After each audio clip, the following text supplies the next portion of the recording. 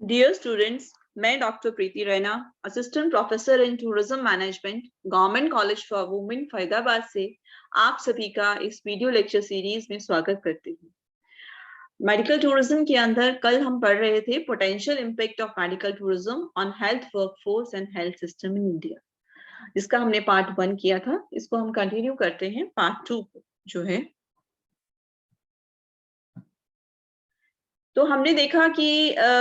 Emergency की जो medical requirements हैं पेशेंट्स की जो होती हैं, पेशेंट्स को जिसकी वजह से वो सर्च करते हैं कि मेडिकल टूरिज्म डेस्टिनेशंस पे जाने के लिए, मतलब बेसिकली जब इमरजेंसी होती है, उनको किसी तरह की मेडिकल इमरजेंसीज होती हैं, तो उस केस के अंदर, कोई भी मेडिकल इमरजेंसी हो, उस केस के अंदर जो है दे सर्च फॉर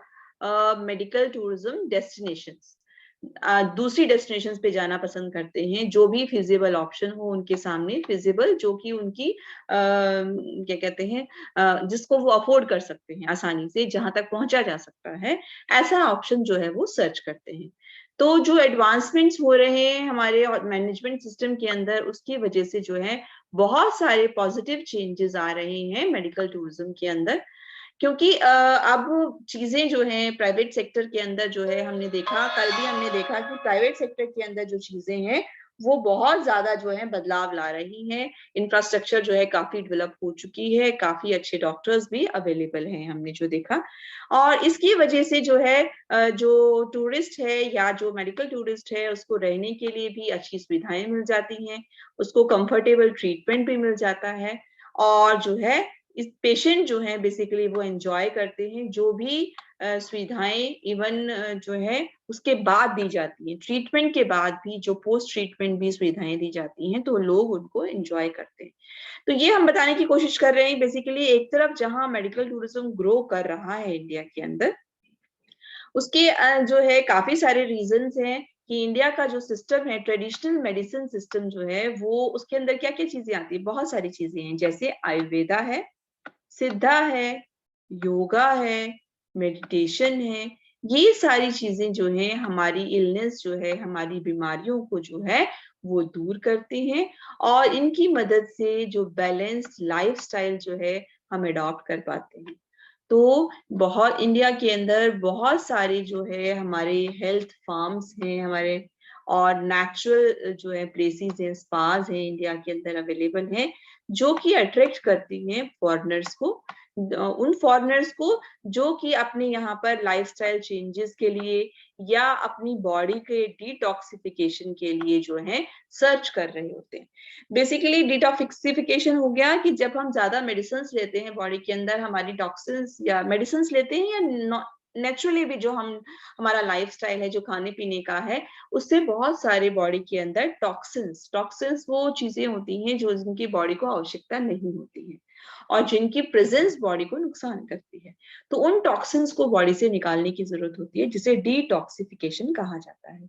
तो जो हमारे यहाँ का ट्रेडिशनल मेथड है मेडिसिन का, आयुर्वेदा, सिद्धा, योगा या मेडिटेशन, ये मदद करते हैं कि हम बॉडी को डिटॉक्सिफाई कर सकते हैं और अपनी बॉडी को हेल्दी रख सकते हैं, अपना स्टाइल जो है वो बैलेंस्ड रख सकते हैं। तो इन ये सारी चीजों के लिए इंडिया जो है एक बहुत अच्छी डेस्टिनेशन है।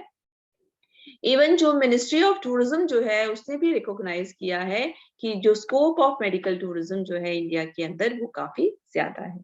और इसके लिए जो है काफी सारी जगहों पर इसको बढ़ावा देने के लिए रोड शोज भी किए जाते हैं समय समय पर, इसको प्रमोट करने के लिए, जैसे कि मेक इन इंडिया का इनिशिएटिव जो है वो लिया गया है। तो हम अपने इंडिया के अंदर जो हमारी वेलनेस इंडस्ट्री है या टूरिज्म इंडस्ट्री है, उसको बढ़ावा देने के लिए गवर्नमेंट जो है इनिशिएट ले रही है। यहाँ जो प्रॉब्लम है बेसिकली, वो प्रॉब्लम जो है हमारे सामने जो ज्यादा आ रही है, वो क्या आ रही है कि इन सब चीजों की वजह से, क्योंकि मेडिकल टूरिज्म ग्रो कर रहा है इंडिया के अंदर, तो हमने फर्स्ट लेक्चर में पढ़ा कि उसकी वजह से एक पॉजिटिव चीजें तो हैं, इकोनॉमी को भी बेनिफिट मिल रहा है, इंफ्रास्ट्रक्चर अच्छी हो रही है, डिफरेंट अच्छे डॉक्टर्स अवेलेबल हैं, पर साथ ही साथ पोटेंशियल थ्रेट यानी ये खतरा भी है मेडिकल टूरिज्म की वजह से। ये चीजें पॉइंट्स हम कर चुके हैं कल, दोबारा से एक बार बताती हूँ कौन कौन सा खतरा है। Greater iniquity in health system, जो इम्बैलेंस हो जाएगा। Increase shortage of skilled health professionals, जो है स्किल्ड जो प्रोफेशनल्स हैं उनकी काफी ज्यादा शॉर्टेज है। और जो है जो हमारे गवर्नमेंट सेक्टर के अंदर जो हमारे हॉस्पिटल्स वगैरह हैं, वहाँ की क्वालिटी के अंदर वहाँ की एक्रेडिशन के बहुत इश्यूज हैं, क्योंकि वहाँ इंफ्रास्ट्रक्चर और फैसिलिटी उस लेवल की नहीं है। और ये सब जो हम देख रहे हैं मेडिकल टूरिज्म जो ग्रो हो रहा है, ये सिर्फ और सिर्फ प्राइवेट सेक्टर के बलबूते पर हो रहा है। तो इसकी वजह से जो है प्राइवेट सेक्टर के अंदर जो है कुछ रेगुलराइज्ड ग्रोथ नहीं हो रही है, अनरेगुलेटेड ग्रोथ है। कुछ नियम होने चाहिए कि भाई इस तरह का जो है इस अकॉर्डिंगली उनको ग्रो करना है। और साथ ही साथ जो इनकी वजह से मेडिकल ट्रीटमेंट का कॉस्ट जो है वो भी इंक्रीज हो गया है। हम जैसे कि मेडिकल टूरिस्ट आ रहा है, अब आपको किसी भी प्राइवेट हॉस्पिटल को नजर आ रहा है कि मेरे पास मेडिकल टूरिस्ट जो है वो बाहर से आ रहा है, विदेश से आ रहा है, तो वो उससे कई गुना जो है ट्रीटमेंट का जो खर्चा है उससे कई गुना वो ले लेते हैं, प्रॉफिट कमा लेते हैं। ऐसे में अगर कोई उसी देश का, इंडिया का गरीब व्यक्ति अगर इलाज कराने के लिए जाएगा तो ऑब्वियस है कि वो उसे मना कर देंगे, क्योंकि उससे उसको कोई फायदा नहीं हो रहा है। तो ये जो एक थ्रेट खतरा बना हुआ है ये मेडिकल टूरिज्म की वजह से, इसको सही करने की आवश्यकता है, या इन पहलुओं पर ध्यान देने की जो है वो आवश्यकता है। तो इसका जो अब हम आज वाला हिस्सा पढ़ते हैं वो ये है द वे अहेड, कि आगे का जो रास्ता है वो क्या है। तो आगे का रास्ता जो है हमारा क्या है, क्योंकि हमने सबसे पहले देखा था कि भाई पब्लिक और जो प्राइवेट सेक्टर है उनकी वो जो ग्रोथ है वो बहुत इम्बैलेंस्ड है, उसका जो है बैलेंस नहीं है, बराबरी से जो है दोनों चीजें जो है वो नहीं चल रही हैं बेसिकली, है ना। तो ये हमारी प्रॉब्लम है। तो इसके लिए क्या है, बेसिकली जो करंट डिमांड है हमारी हेल्थ और जो वेलनेस सर्विसेज की जो है, जो ग्लोबल मार्केट के अंदर है, तो उसमें प्राइवेट सेक्टर जो है वो बहुत तेजी से रिस्पॉन्ड कर रहा है इस डिमांड को, क्योंकि मेडिकल के लिए डिमांड बढ़ती जा रही है और लोग इंडिया आना चाहते हैं ट्रीटमेंट कराने के लिए। पर इस डिमांड को पूरा कौन कर रहा है, इस डिमांड को सिर्फ प्राइवेट सेक्टर जो है वो पूरा कर रहा है। और ये हमें नजर आता है क्योंकि हमारे यहाँ पर हमने देखा इंडिया में बहुत सारे सुपर स्पेशलिटी सेंटर्स खुल गए हैं, और बहुत जो है हॉस्पिटल्स जो हैं बहुत बेहतरीन सेवाएं भी दे रहे हैं। इवन गवर्नमेंट भी एनकरेज कर रही है इनको बढ़ावा देने के लिए, तो प्राइवेट सेक्टर ही बेनिफिट हो रहा है। तो बहुत सारे फैक्टर्स हैं जो कि इस फेवर में हैं कि इंडिया जो है as a health related services के रूप में जो है हेल्थ सेंटर के रूप में सामने जो है वो बन जाना चाहिए, यानी कि मेन लीडिंग रोल जो है वो इंडिया को मिल जाना चाहिए। पर इस ग्रोथ का जो है हमारा एक पोटेंशियल थ्रेट जो है हमारे पब्लिक हेल्थ सिस्टम को है। किसको है, पब्लिक हेल्थ सिस्टम, यानी कि पब्लिक हेल्थ सिस्टम क्या है, जो गवर्नमेंट के द्वारा बनाए गए जो भी हेल्थ केयर सेंटर्स है हम उनकी बात कर रहे हैं। तो इस थ्रेट को कॉन्टरैक्ट करने के लिए, इस थ्रेट को, इस चुनौती का सामना करने के लिए, निश्चित करने के लिए कि मेडिकल टूरिज्म का जो है इफेक्ट जो है वो पब्लिक हेल्थ सिस्टम पर भी अच्छा होगा, वो किस तरह से किया जा सकता है, ये जो पॉइंट्स हमने लिखी हैं इनको ध्यान में रखते हुए किया जा सकता है। और इसमें से पहला है हमारा equitable growth of public and private sector. तो हम कहते हैं बेसिकली एट प्रेजेंट जो है जो भी फायदा हेल्थ सर्विसेज के द्वारा हो रहा है, हेल्थ सर्विस के द्वारा में हेल्थ सर्विसेज जो प्रोवाइड कराई जा रही है वो सभी फायदा, उसका बेनिफिट, प्रॉफिट किसको मिल रहा है, सिर्फ और सिर्फ प्राइवेट सेक्टर को मिल रहा है। इस सेक्टर के अंदर हम देख रहे हैं कि इन्वेस्टमेंट जो है काफी ज्यादा इंक्रीज हो गया है, और जिसकी वजह से हेल्थ केयर की जो इंफ्रास्ट्रक्चर यानी कि अस्पताल का जो ढांचा है वो काफी बेटर हो गया है, टेक्नोलॉजी काफी बेटर हो गई है, और बहुत ही महंगी स्पेशलाइज्ड सर्विसेज भी अवेलेबल हो गई। तो एट प्रेजेंट जो बेनिफिट है इस पूरी ग्रोथ का वो सारा और सारा प्राइवेट को जा रहा है, और पब्लिक सेक्टर को बिल्कुल अनदेखा किया जा रहा है, यानी कि पब्लिक सेक्टर या गवर्नमेंट सेक्टर को कुछ प्रॉफिट नहीं हो रहा है। जैसा कि कहा गया कि बहुत सारे ऐसे कारण हैं कि अगर हम ये सोचें कि आज का जो ट्रेंड है कंट्रीज का जो है उसके अंदर पब्लिक सेक्टर जो है उस पर ध्यान नहीं दिया जा रहा, और इसी तरह चलता रहा तो धीरे धीरे ये पब्लिक सेक्टर जो है वो बिल्कुल ही खत्म हो जाएगा। तो जो भी हमारे गवर्नमेंट के द्वारा जो ये PHCs सेंटर्स खोले गए हैं या हेल्थ केयर सेंटर्स जो खोले गए हैं, ESI के खोले गए हैं, तो धीरे धीरे जब यहाँ इनका विकास नहीं होगा, यहाँ डॉक्टर्स नहीं होंगे, इंफ्रास्ट्रक्चर नहीं होगा, तो धीरे धीरे ये खत्म होना शुरू हो जाएगा। तो ये निश्चित करने के लिए कि जो भी बेनिफिट्स हो रहे हैं मेडिकल टूरिज्म की वजह से, वो उनका फायदा जो है इक्वली जो है पब्लिक सेक्टर को भी दिया जाए जो है, इसलिए जो है गवर्नमेंट को जो है कुछ इनिशिएटिव्स लेने की जरूरत है। गवर्नमेंट को जरूरत है कि वो जो गवर्नमेंट हॉस्पिटल्स हैं उसके इंफ्रास्ट्रक्चर्स को जो है बेटर बनाए, वहां पर जो क्वालिटी है उसको अच्छा करें। और इस इनिशिएटिव के लिए जो है बेसिकली जब बजट एलोकेट किया जाता है तो नेशनल रूरल हेल्थ मिशन के तहत जो है वो आपको इसके अंदर डेवलपमेंट जो है वो की जानी चाहिए। और साथ ही साथ ये भी जरूरी है कि प्राइवेट सेक्टर की ग्रोथ को भी रेगुलेट किया जाए। भाई ये नहीं कि बस वो धड़ाधड़ अपने पैसे लगा लगा के जो है ये बिल्डिंग्स बनाए जा रहे हैं, उनका बिजनेस सेंटर्स की तरह वो खोलते जा रहे हैं, तो इस पे भी कुछ लगाम लगाने की आवश्यकता है। और ये सिर्फ इसलिए मदद नहीं करेगा कि भाई हमने उन पर लगाम लगाई, बल्कि आप उनकी सर्विसेज की क्वालिटी को भी स्टैंडर्डाइज जो है वो किया जा सकेगा। और ये है कि भाई जो भी हमारे रिसोर्सेज हैं अवेलेबल, उनका सही रूप से इस्तेमाल किया जा सकेगा। भाई ऐसा नहीं कि जो प्राइवेट सेक्टर्स हैं उनके अंदर भी कुछ ना कुछ ये कंडीशंस होनी चाहिए कि वो कुछ परसेंटेज जो गरीब लोग हैं उनका ट्रीटमेंट भी करें बेसिकली, इस तरह से भी उनके लिए होना चाहिए। तो अगर हम देखें कि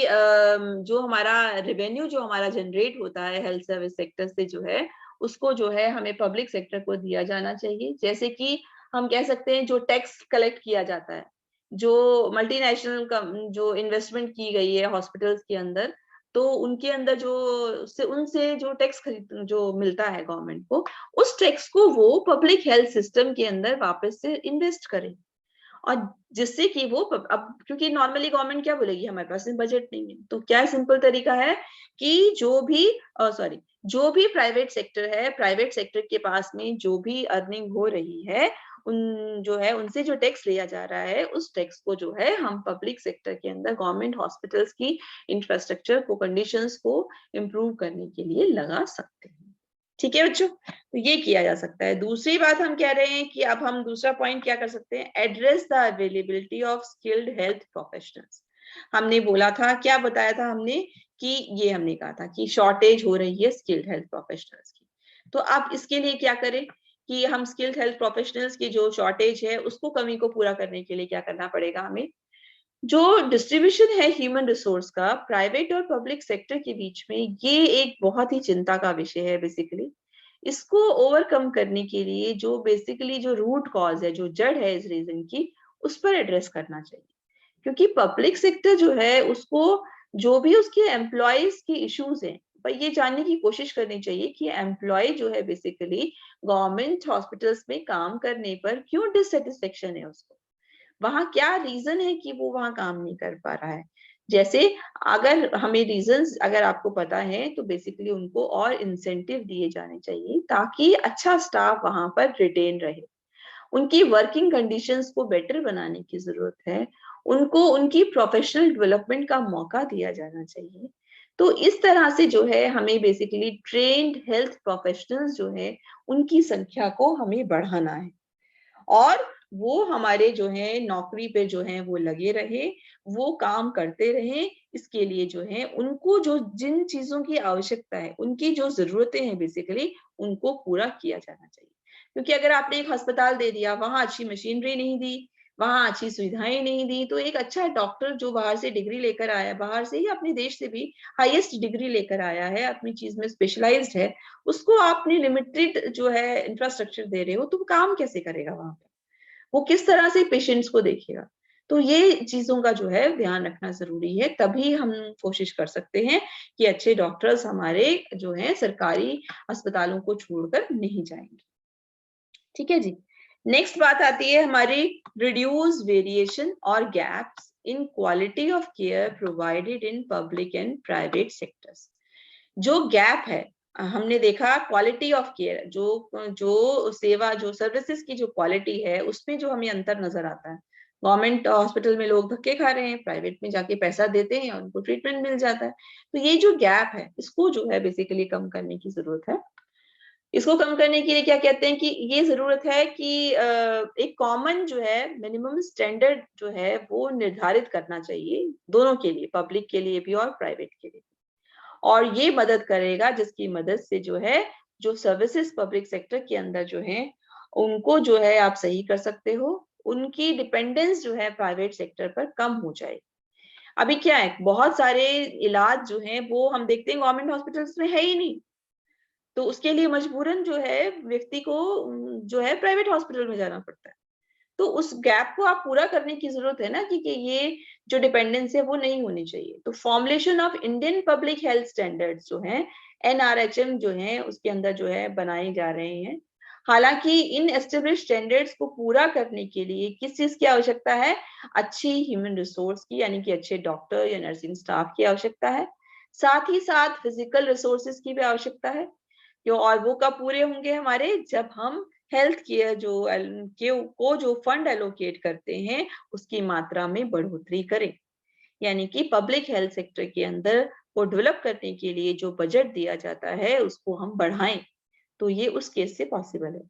तो कंट्री को जरूरत है कि वो डेवलप करें एक ऐसा सिस्टम जो है नेशनल एक्रीडेशन या लाइसेंसिंग का, जो दोनों के लिए हो, पब्लिक के लिए भी और प्राइवेट सेक्टर के लिए।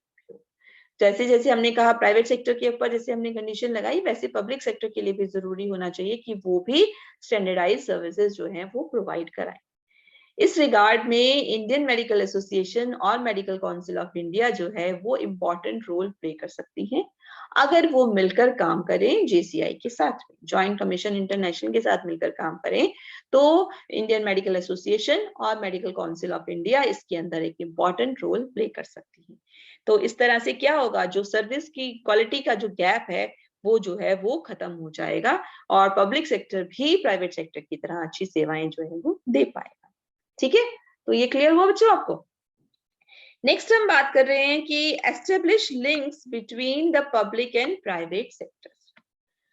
एक और चीज की जा सकती है जो क्या है कि एफर्ट्स जो हैं वो करने की जरूरत है कि हम जो ये मैकेनिज्म जो है बेसिकली जो है इसको बेटर बनाएं। उसके लिए पब्लिक और प्राइवेट सेक्टर का जो आपस का संबंध है या आपस का जो लिंक है उसे हमें स्ट्रॉन्ग करना है।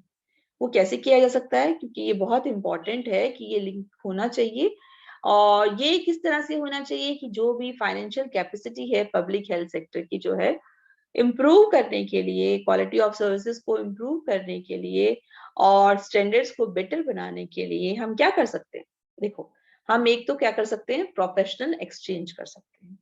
प्रोफेशनल एक्सचेंज का मतलब क्या हुआ कि ये सपोज करो हमारा है प्राइवेट हॉस्पिटल और ये है गवर्नमेंट हॉस्पिटल, क्योंकि अब हमें पता है अच्छा स्टाफ कहाँ है, प्राइवेट में है, गवर्नमेंट में नहीं है। तो यहाँ के कुछ डॉक्टर्स के द्वारा या कुछ स्टाफ मेंबर्स के द्वारा हम ट्रेनिंग दिला सकते हैं इनको, गवर्नमेंट वालों, तो गवर्नमेंट हॉस्पिटल्स वालों को जो है वो ट्रेनिंग दिलाई जा सकती है। और जो है कुछ फैसिलिटीज की सुविधाएं भी दी जा सकती हैं। अगर इनके पास कोई मशीनरी नहीं है तो ये प्राइवेट सेक्टर की जो है उनका इस्तेमाल कर सकते हैं। और कुछ चीजों के बारे में, जहां पर कुछ चीजों का इलाज नहीं है तो टेली मेडिसिन के द्वारा प्राइवेट सेक्टर के डॉक्टर्स जो हैं वो इनको बता सकते हैं। कोई भी इंफॉर्मेशन एंड रिसर्च के लिए भी पैसा लगाना होता है, तो इंफॉर्मेशन या रिसर्च वर्क के लिए अगर प्राइवेट सेक्टर को के पास में नॉलेज है तो वो नॉलेज भी उसको शेयर करनी चाहिए गवर्नमेंट के साथ। ठीक है, और जो है इसके अलावा कुछ स्पेशलाइज्ड ट्रीटमेंट्स जो है वो भी देने में मदद करनी चाहिए। ऐसा होना चाहिए किसी वक्त अगर जरूरत है गवर्नमेंट हॉस्पिटल को तो यहाँ का डॉक्टर जो है वो गवर्नमेंट हॉस्पिटल में आ सकता है और वो ट्रीटमेंट दे सकता है। ठीक है, तो इसी तरह से दूसरी तरह से एक लिंकेज हम बना सकते हैं जिसको हम बोलते हैं cross subsidise the public and private health sectors. उसके लिए हम जो टैक्स रेवेन्यूज जो हमारे को हो रहे हैं, जो हमारे को इस प्राइवेट सेक्टर के थ्रू जो हमारे को टैक्स मिल रहा है वो भी हम किसको दे दें, उसके ग्रोथ में लगा दें। हम जो गवर्नमेंट हॉस्पिटल्स हैं उनकी ग्रोथ में अगर हम इसको लगा देंगे तो हम अच्छी क्वालिटी जो है सर्विसेज जो है हमको दे सकते हैं। तो इस तरह हम कह सकते हैं कि इंडिया के अंदर बेसिकली क्षमता है कि वो एक ग्लोबल हेल्थ डेस्टिनेशन के रूप में डेवलप किया जा सकता है। हालांकि ये स्टेटस जो है ये तभी मीनिंगफुल होगा, इसका अर्थ तभी होगा, यानी कि आप लीडर बन गए हो, ग्लोबल लीडर बन गए हो, उसका वो सही मायने में आप तब बनोगे जब आप जो है जो आपके यहाँ पर कंट्री के अंदर जो रिसोर्सेज हैं या जो भी है उनका इस्तेमाल सब कोई कर सके। मतलब ये नहीं होना चाहिए कि जो हमारे यहाँ के रिसोर्सेज हैं, हमारे यहाँ इतनी सर्विसेज हैं, डॉक्टर्स हैं, उनका फायदा सिर्फ और सिर्फ या तो फॉरेनर को, फॉरेन क्लाइंट को हो रहा है या जो अमीर हैं उनको हो रहा है। तो वो बेस्ट होगा, ग्लोबल लीडर तब बनेगा जब इंडिया के अंदर पब्लिक सेक्टर भी आगे आएगा। तो उससे क्या होगा, और ज्यादा प्रोवाइडर्स हो जाएंगे, सर्विस प्रोवाइडर्स हो जाएंगे, और प्राइवेट सेक्टर दोनों मिलकर अगर काम करेंगे तो हम इसको बेटर तरीके से जो है वो बना सकते हैं। तो आई होप आपको ये चीजें समझ आई होंगी कि हम जो कहना चाह रहे हैं कि किस तरह से जो है पब्लिक सेक्टर और प्राइवेट सेक्टर का जो गैप है उसको रिमूव किया जा सकता है। ये डिफरेंट हमारी साइट्स हैं जिसपे आप जाकर इसको देख सकते हो, जैसे मेडिकल टूरिज्म पोटेंशियल इम्पैक्ट है, हेल्थ वर्कफोर्स के ऊपर जो है आपका क्या होता है, ये सारी चीजें जो है हम इनको पढ़कर और डिटेल में जो है इसको स्टडी जो है बच्चों कर सकते हैं। तो ठीक है, आई होप आप सबको ये क्लियर हो गया होगा। तो कीप लर्निंग एंड